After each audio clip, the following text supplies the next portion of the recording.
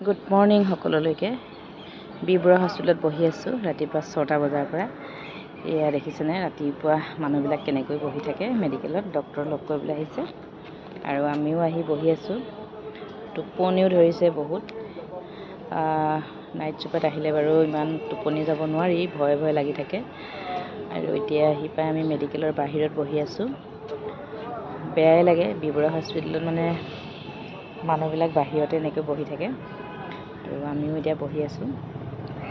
বহুত টোপনি ধৰিছে, উপায় নাই আৰু এতিয়াতো ক'তো যাব নোৱাৰি। 10টা বজাত মেডিকেল খুলিব, ডক্টৰ আহিব, আমি ডক্টৰ লগ কৰিব লাগিব। সেইকাৰণে আমি এতিয়া বহি আছোঁ আৰু চাব দেই মানুহবিলাক কেনেকৈ বহি থাকে বাহিৰত।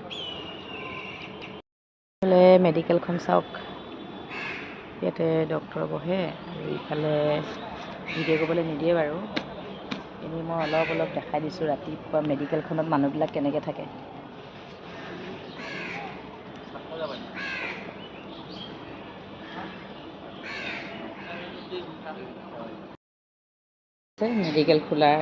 মেডিকেল খুলিলে আৰু ডক্টৰ লগ কৰিবৰ কাৰণে। মেডিকেলখন ভিডিঅ' কৰিব নিদিয়ে বাৰু, মই এনেই অলপ দেখাবৰ কাৰণে আপোনালোকক ভিডিঅ' কৰিছোঁ। কিনো ক'ম, বিবৰুৱা মেডিকেলখনলৈ কিয় মানুহ আহে গম পায়ে নহয় জানো।